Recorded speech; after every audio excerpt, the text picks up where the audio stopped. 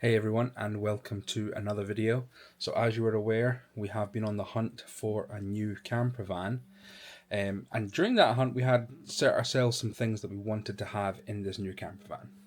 So first of all, it needed to be a Volkswagen, preferably a Volkswagen Crafter.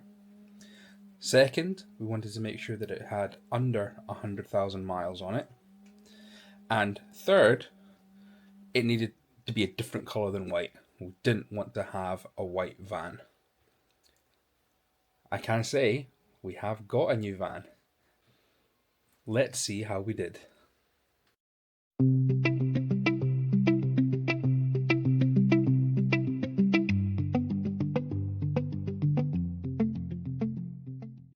So guys, the van's just arrived, and so without further ado, here is our new van.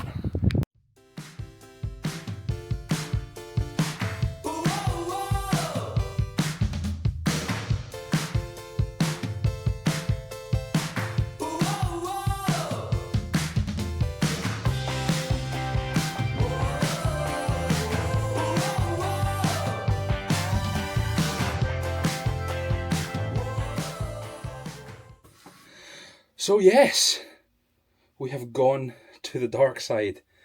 I did not get a Volkswagen. I did not get a Volkswagen Crafter, which is what I wanted. Instead, I've bought this 2010 Mercedes Sprinter. So there was only three things that I wanted out of this new van. One was that it was a Volkswagen. Two, that it was under 100,000 miles. And three, that it was any other colour apart from white. And as you can see, we have failed miserably when it came to that. So first off, it's not a Volkswagen, it's a Mercedes Sprinter.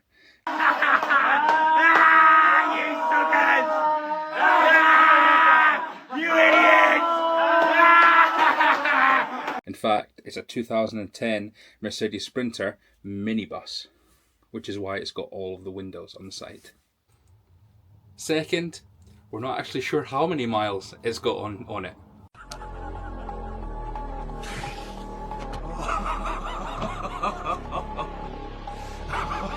But it's definitely over 100,000.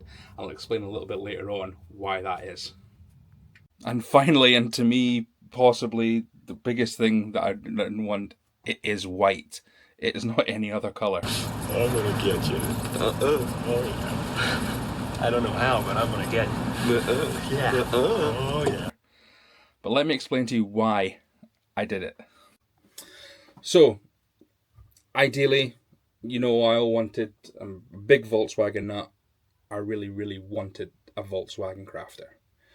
But with our budget, that was to find one that was in good condition, that was able for us to, start work on it almost straight away, was not possible. I went to see a lot of Volkswagen Crafters, and every last one of them was no MOT, had gaping holes, engine problems, engine faults, all sorts. And I knew that if I got one like that, I would just be opening up a can of worms. Now, I'm not made of money, so the money that we do have is me and my wife work really, really hard for. So we didn't want to find a rust bucket that was just going to cost us a money pit and keep putting money into it. So as a last resort, we actually went and had a look at this Mercedes. This was actually the last van that we went to see, and it was a last resort after we had looked at multiple Volkswagen Crafters. So the reason that we went for this one is it's 2010, so it's already 12 years younger than our LT35 Hamish that we sold recently, so that was good. It had a full year's MOT, it had new timing kit done, water pump, full service history, and because it is a minivan as well, it came with all the windows already in. The other great thing about it is that it came with all of this lining already in, and all the plastic covers on all of the pillars as well, and on the rear doors, making it a lot easier and looking a hell of a lot better when you're trying to finish it up as a camper. But I know what you're saying. David, why couldn't you find a Mercedes Sprinter that was in a different colour than white? Trust me, I looked. I wish there was another one that I could have found that was in good condition that wasn't white. But this does have some certain spots around the handles, especially because it was used as a minibus. It was used quite a lot. There's a lot of little rust spots over it, but it's mostly surface rust. There's nothing really bad on it. So we're going to use that opportunity and we're going to respray the van as well. We've already been thinking of what colour to do it, and our last van we did it in NATO green. So we're going to keep with the military side of it, the military theme, and we're going to be doing this in RAF blue grey. I'll put a picture of what the colour looks like up here. So as you can see here, here's the little bits of rust that are on it, mostly around the doors, and a couple of little spots here and here, and it's pretty much the same on the back's actually pretty clean, all around, you know, the door handles is where the rust seems to be, but again, it is just surface rust. There isn't anything too dramatic, so it should be an easy fix, and since we're going to fix that, we're just going to paint it a new colour as well. Now the third and final thing, which I really wanted to have the van, was have a van that was under 100,000 miles. And I've said previously there that we didn't actually know how many miles this had. Reason for that is that for some reason,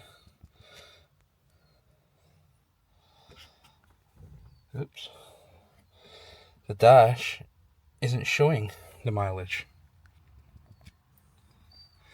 We think this is because it was a minivan, so it did have a tachometer, I think that's called. Let me just double check it here.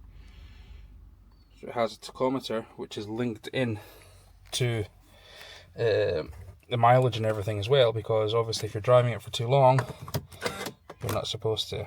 So as you can see there, I don't know if it focuses enough up, where it comes up with the mileage, there's nothing there at all. So based on the MOT history of the van, we can see for the last 3 years it has had 184,000 miles on it. Now usually that is a little bit too high for what I would usually go for. Anything under, you know, that, and especially since it hasn't changed in 3 years. But even if we did a worst case scenario and it did 20,000 miles over those 3 years, so we're doing 180 plus 60, that's 240,000 miles. After I did a bit of research online, I found out that this engine, the 2.1 CDI Mercedes engine, is good for at least 500,000 miles, especially one that's been regularly serviced. And this van sounds and drives fantastic. I would love to take you guys for a drive in it just now, but I actually don't have insurance on it yet because I made a bit of a mistake.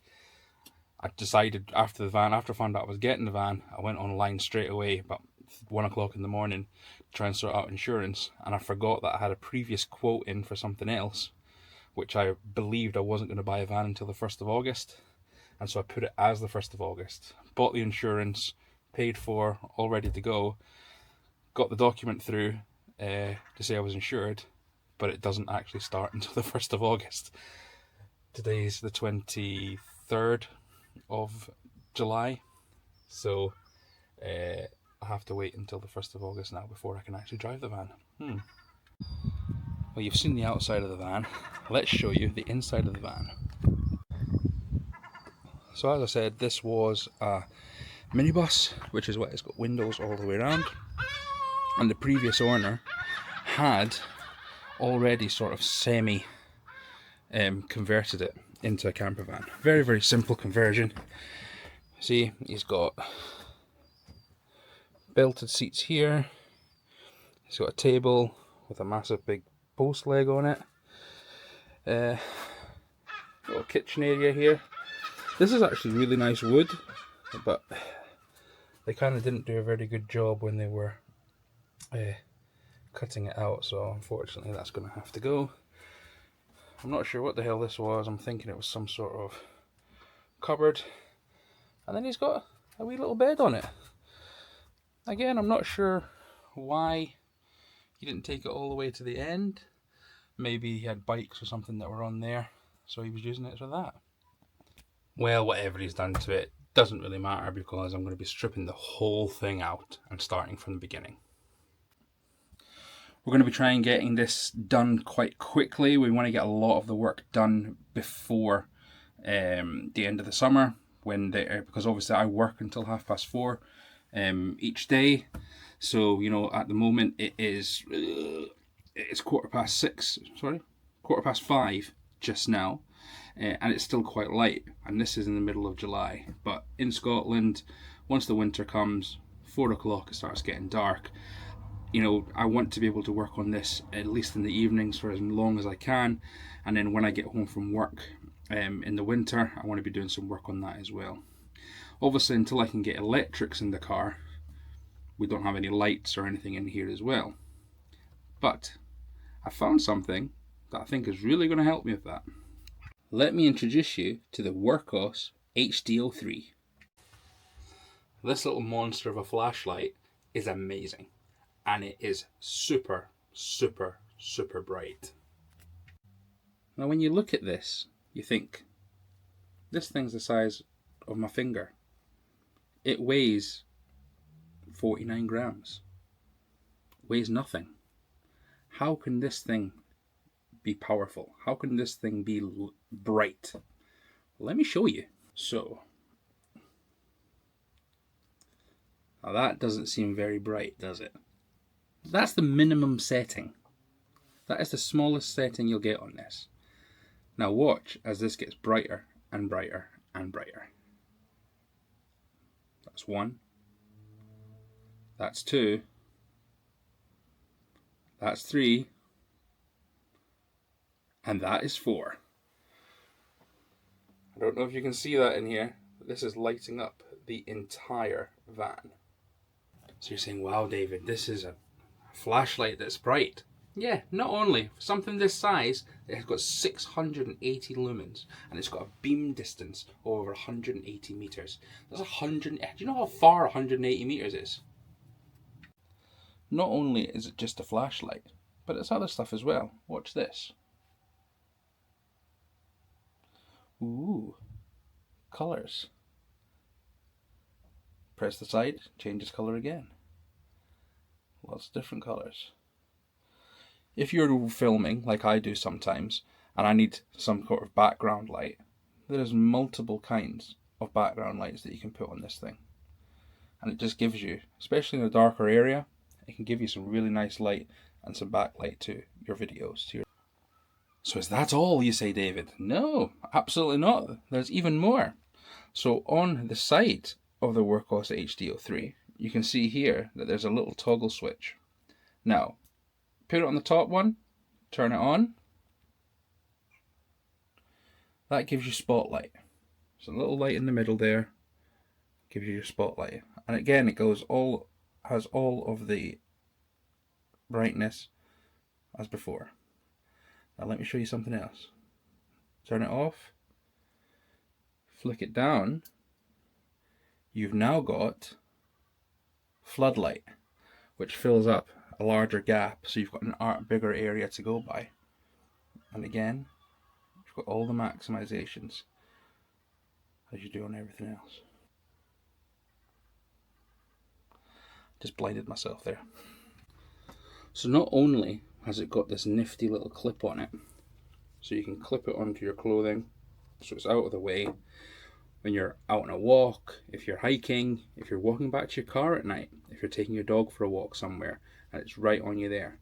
But this is also going to be so helpful for me when I'm working in the van. And let me show you why. There can't be anything more, you say. Well, obviously I showed you the colours there. It has 20 RGB light settings on this one. It can do an SOS as well, so it strobes it, does all that kind of stuff as well. But the one that's going to be fantastic for me when I'm working in this van, before I get the electrics, before I get lights up, is this little beauty. So you see metal there? The thing's not only magnetic, is it? Look at that.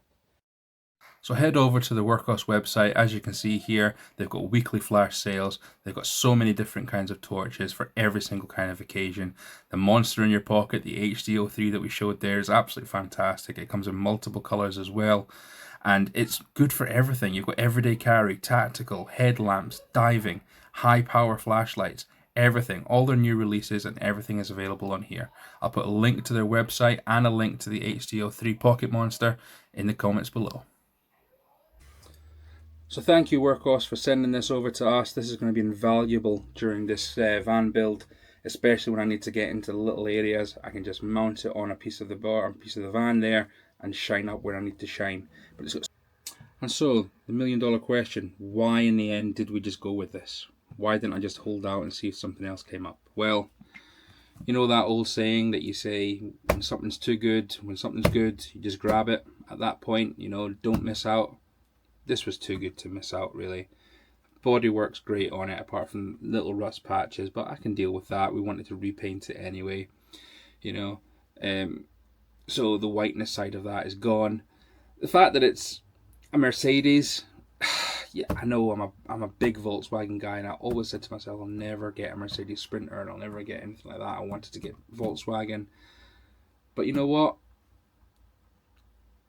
You ask any Volkswagen person, they'll tell you the same thing. The engine in this Mercedes, I hate to say it, is probably better than the Volkswagen engine. It's the biggest piece of dog shit that I have ever heard. Everyone's laughing, by the way, but it's true because everybody's... I've said it. There you go. I can just see the comments now. You're lying, you're not a true Volkswagen guy. I love Volkswagens, absolutely do. And if I had the opportunity to get another Volkswagen, I absolutely would. But this is a Volkswagen body anyway, so the only thing that's different is the engine and the front of it.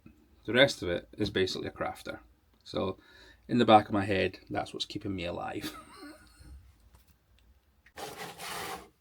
It won't even take us long to do this build because we have got plans for where we want to go. We've decided we are going into Europe next year in July.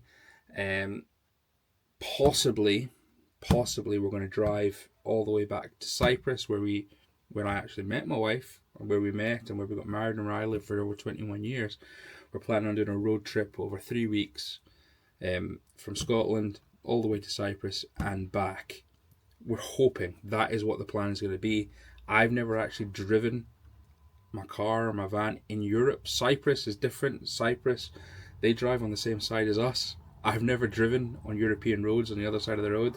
So we may do a couple of excursions into Europe just so I can get used to it before we go all the way to Cyprus. So we're going to do a full van build series on this Mercedes Sprinter from the bottom up.